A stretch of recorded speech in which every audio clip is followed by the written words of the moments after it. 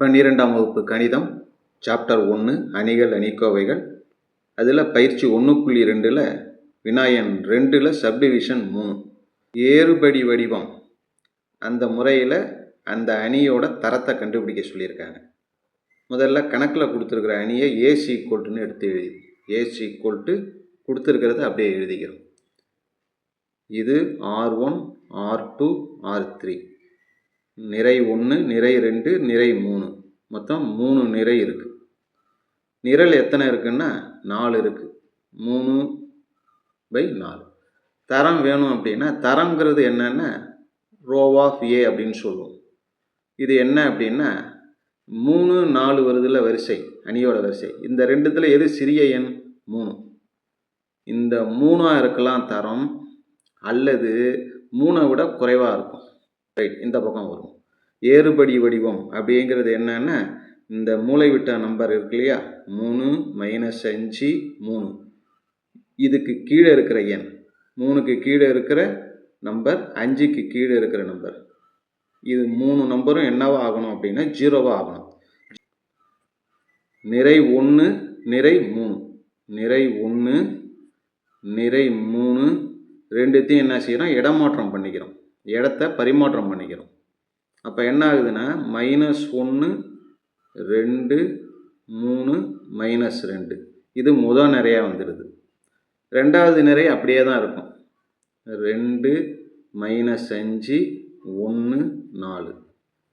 முதல் நிறைய 3ஆவதாக மாற்றிட்டோம் இல்லையா, R1 வந்து R3க்கு மாற்றிக்கிறோம். அதனால் 3 -8 5 2.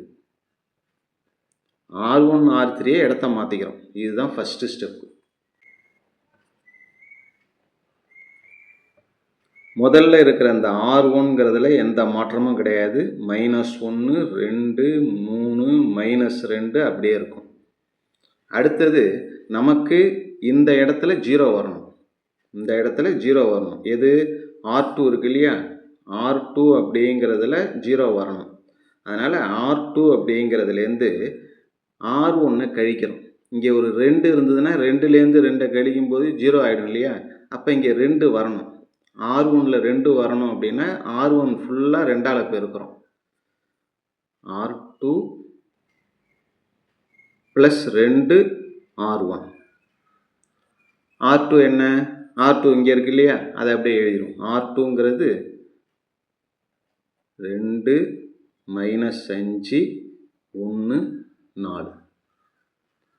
அப்புறம் 2 R1ன்னா இங்கே இருக்கிற R1 2ஆல் பெருக்கணும். இந்த வரிசையை 2ஆல் பெருக்குன்னா -2 +4 +6 -4, -2 4 6 -4. ரெண்டுத்தையும் என்ன செய்யணும், கூட்டணும். ரெண்டுத்தையும் கூட்டும் பொழுது 2 -2 0 ஆகிடும்.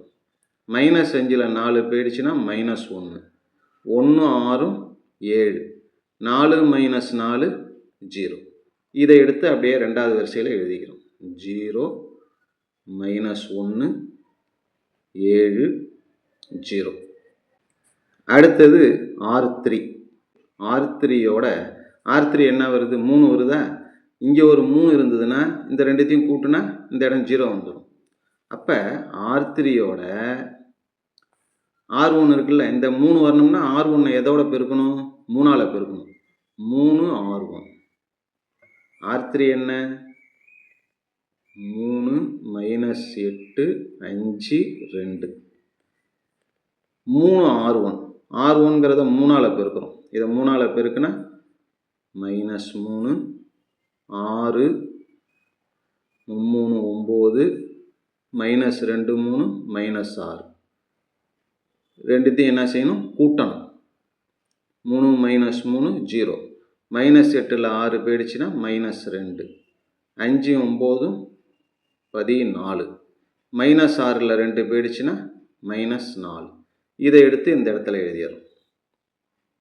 0 -2 14 -4. அடுத்தது ஈக்குவல் டு முதல் வரிசையை அப்படியே எழுதிடும். R1 அப்படியே இருக்கும். ரெண்டாவது நிரை அதுவும் அப்படியே இருக்கட்டும். ஏன்னா 1 கீழே 0 வந்துட்டுல. 0 -1 7 0. அடுத்தது இந்த இடத்துல 0 வரணும். இந்த இடத்துல 0 வரணும். எதில்?